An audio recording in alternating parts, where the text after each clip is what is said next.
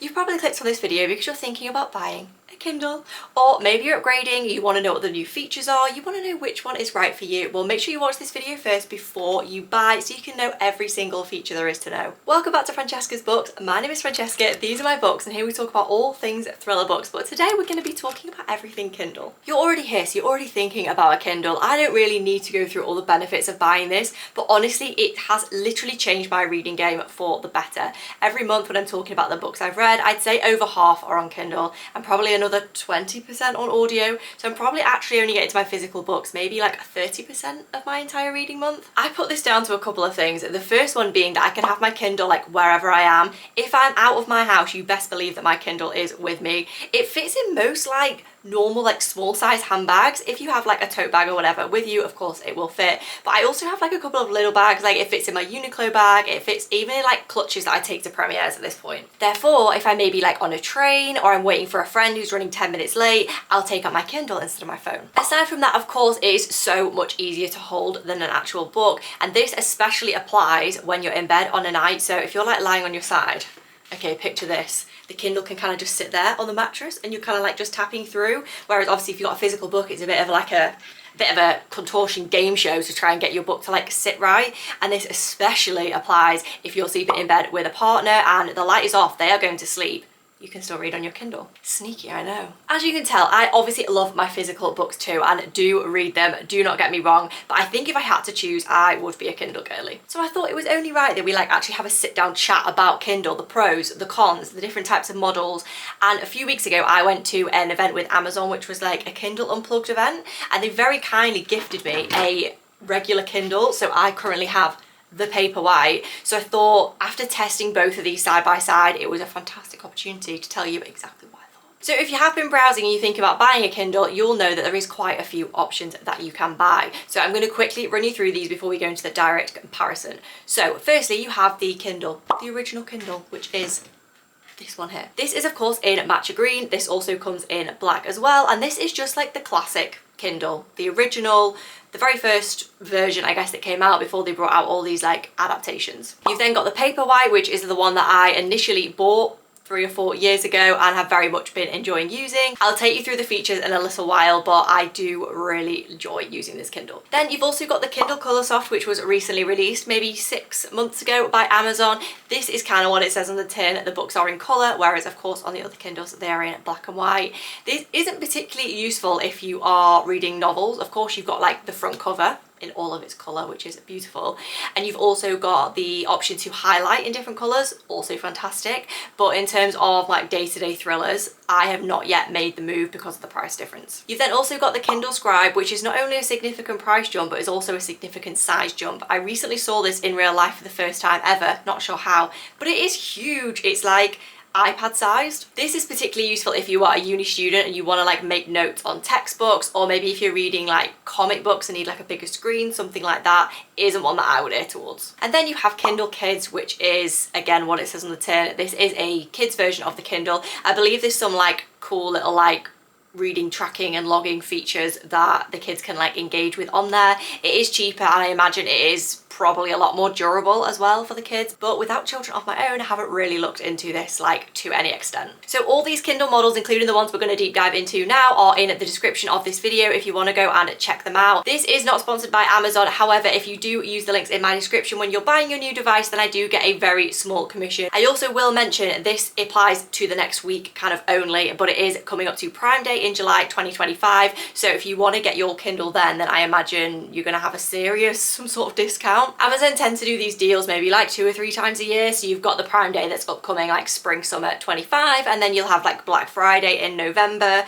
Realistically, the prices are definitely cheaper, but it is only these times a year that you can get them. So if you're watching this video and it's like September and you're like, I don't really want to wait 2 months, your call. So let's dive in and find the right Kindle for your reading style and your budget. In this video, as I mentioned, we will be directly comparing the Kindle 2024 and the Kindle Paperwhite. I have the 2021 version. I also have the stats on like the equivalent of the Kindle, so the Kindle Paperwhite with it's come out in the same year, so effectively the one you'd be buying if you purchased right now. So let's start with the physical differences. It is absolutely a no-brainer that the Paperwhite is slightly bigger than the Kindle. So the regular Kindle has a 6-inch screen screen. The Kindle Paperwhite, my version, has a 6.8-inch screen, but the Kindle 24, the brand new one, has a 7-inch screen. It has just been upgraded, so it is very slightly bigger than this. It goes without saying, because this one is slightly bigger, it is also slightly heavier, but honestly only marginally. If I hadn't looked into this, I would have probably said they were the same, so I wouldn't take that into account when you're considering your decision. If you look closely at the screens here, you can see that the Kindle Paperwhite screen is completely flush to the device, whereas the Kindle itself has like this little lip here, which seems really insignificant, but whilst I've been using this for the last month or so, I have noticed, because the page is in the far like bottom left corner, so to get to it, you kind of have to click it.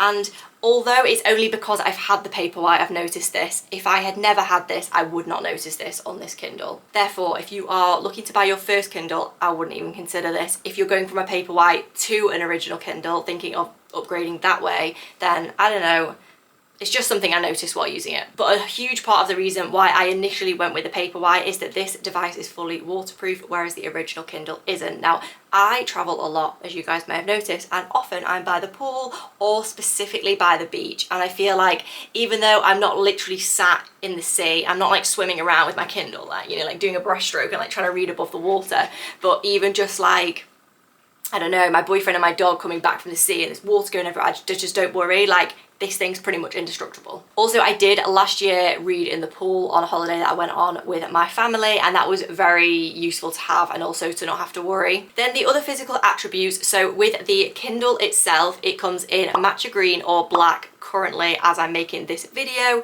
Obviously the difference here is that the green is on the front of the Kindle itself. When you get the Paperwhite in other colours, it's only the back that is the difference in colour. The front stays black regardless of which option you choose. So this comes in black, a like jade green colour, and also like a raspberry pink colour, and these are gorgeous, but the second you put any sort of case on the back, you aren't really going to see it unless you got like a see-through case, I guess. Okay, now so moving on to the actual display of the screen. If you would have asked me which one was crispier, I probably would have said the Kindle. However, I think that's because it's the 2024 version and this is the 2021 version. However, on some research, they are exactly the same pixel count. I know we're going into the technical details now, guys, but I've got to give you the full summary. So they are 300 ppi, whatever that means, but they're all the same. So both the Kindles do have dark mode, so you can switch it to dark mode from the settings, exactly the same on both devices. The only difference is that the Paperwhite has this warmth mode here. So if I take it back out of dark mode, you're going to see exactly what I mean. So if we go back to the book here, you can see that if you go here, they're on the same brightness for comparison reasons, but you have this warmth toggle. So if I just put that into the middle, it does make quite a difference. Probably can't see that very well on screen. However, when you're in the dark and this is your only source of light, it is so much easier on your eyes. I was reading this one in bed last night and I did think, it's not a deal breaker. I think it's just a nice to have. And I think especially since we spend so much time on our phones, on our laptops and on screens every day, the warmth is just a lot kinder. So next I'm going to talk about the actual performance of the Kindle, and this is in terms of like its lagginess and just its general usage. So I thought, what better way to do this than to turn them both on at the same time and see what happens. So I'm going to click the button. There we go. 3, 2, 1.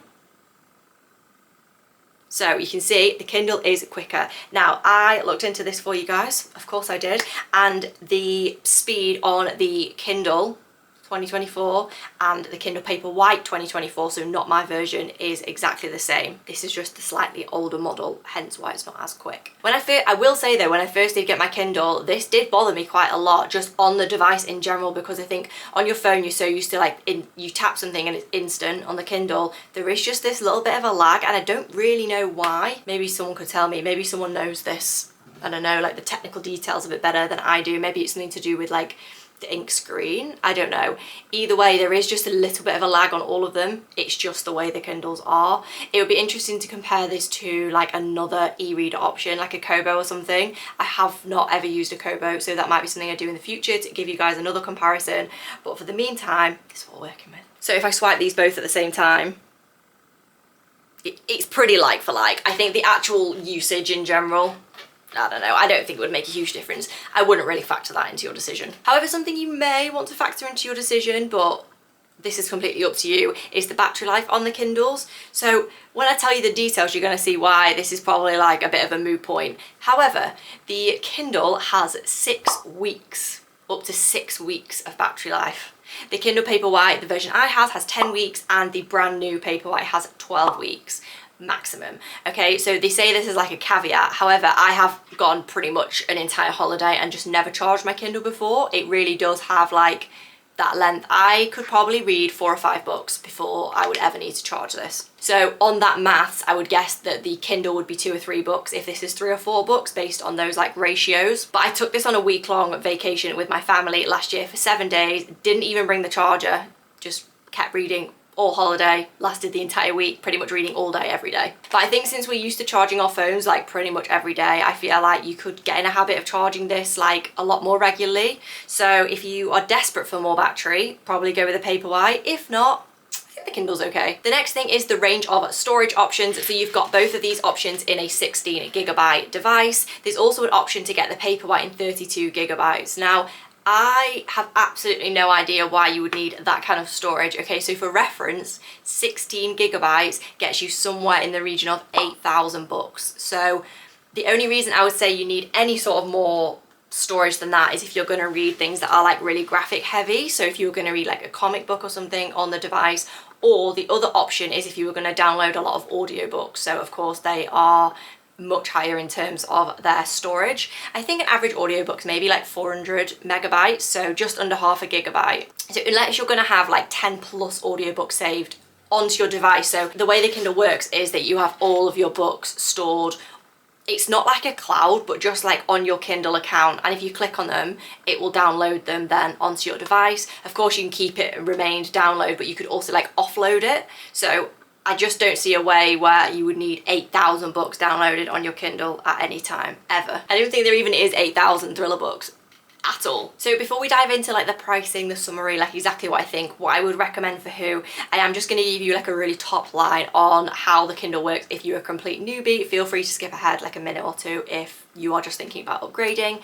So the way the Kindle works is you still have to buy all of your books. So you buy the device for the prices I'm going to talk about in a minute, and then you buy each book as you go. So these range anywhere between 99p, as Amazon regularly do like 99p deals. You might have seen it across like Bookstagram and BookTok, or even on BookTube if you kind of play a lot in these spaces. And every month on the first, these books refresh. So I do tend to buy a lot of my books in that sale because then you're literally paying £1. So 99p for those of you who are in the US is like 99 cents equivalent. I've been asked before what the pound sign means on like when I'm looking at UK books, and it's because obviously I forget you guys aren't in Great British pounds. So 99p is a bit more, so that'd be like 75 cents equivalent. Anyway, we digress. No wait, that's the other way around. Okay, my bad, I knew I was wrong there. It's the other way around. So 99p in the UK would be like $1.40 in America. Okay, just pretend I just didn't have that aneurysm, it's fine. So then on the other end of the scale, you may get books, especially if they are new releases that are just like full price. So I have paid up to like £10 for an ebook before. I would only do that if I was really desperate and I really wanted to read the book and maybe it wasn't published in the UK or something like that. I've never really generally paid more than £3 or £4, so they are cheaper than physical books, of course. There's also Kindle Unlimited, which is an option. I think you get a Kindle Unlimited free trial when you buy a Kindle. If not, there's a free trial link in the description of this video, as always, if you want to go and check it out. But that is like a subscription service that works like after the free trial. It's about £9 a month, and then you get access to any book in the Kindle Unlimited catalogue, which is thousands and thousands of books, but they are the same books. I'm not sure how much that gets updated, but if you are a very casual reader and if you were reading like 2 or 3 books a month on Kindle Unlimited, I think it was worth it. I think if you are reading less than that and you kind of then paying £4.50 for a book, it's like, well, you may as well have just bought it. So I dip in and out of Kindle Unlimited. I use it most of the time, but then sometimes I think I'm going to take a break, read some of my physical books, and then like resubscribe later. And then on the actual display itself, when you're in your library looking at the books you've got, of course everything is just slightly bigger on the Paperwhite. You can increase like the size of the text even in a non-book. So if you wanted to do that on Kindle, it would be like a similar thing. I think the Paperwhite just works for me because my eyes aren't particularly good, and I feel like having it a little bit bigger works. But again, if I'd have had the actual Kindle first instead of the Paperwhite, Would that still be my opinion? We'll never know. And then this is what the actual home screen looks like. So those are my collections and like the books I've bought before. You've also got like the shop area so you can have a look at books directly on your Kindle. I will say I have done an entire video on like the actual inner workings of a Kindle. So again, if this is the first Kindle that you're going to buy, you can go and watch that video. I will link it up here for you. And that kind of deep dives into like how to arrange books on your Kindle, like the best settings, different fonts, etc, etc. But here today we are just comparing the two like actual devices. So these are the standard prices of the Kindle. You have the Kindle Original for around £95 and you have the Kindle Paperwhite for around £160. Of course, there is a Prime Day coming up. I don't know what prices that they're going to go down to, but they normally do maybe like a 10 or 20% discount.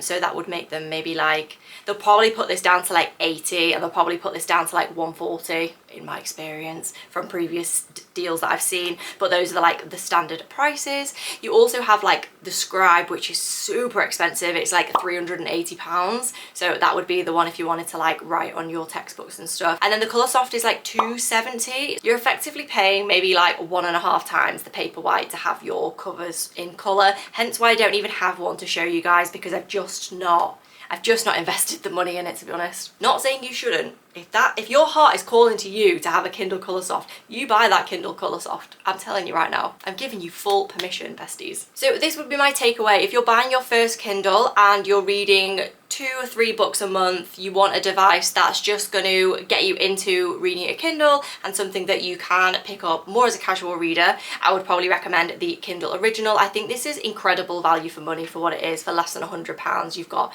literally whatever you want at your fingertips. The screen is obviously still really sensitive on your eyes. The Paperwhite just has slightly more upgraded features, but this still does not read anything like it would be if you were reading on your iPhone. And then if you want something that's a little bit more upgraded, a little bit more elevated with the waterproof feature and the warmth feature and kind of just a bit more of a sophisticated device with the bigger screen as well, I would go for the Paperwhite. I think it does just depend on your preference on these features, to be honest.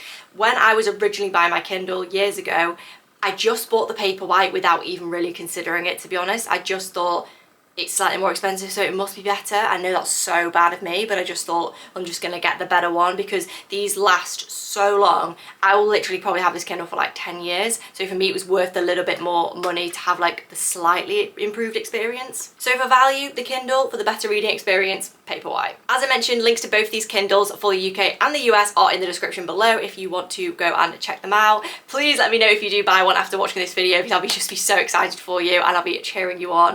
As I also mentioned, there is a full like Kindle walkthrough video if you want to go and watch that once you've got your device. I've also done videos that are Kindle Unlimited specific thriller book recommendations as well, so you may want to go watch this after that. I don't know. I really hope this was helpful, and if you want any more specific details, of course drop a comment and I will let you know. Until next time.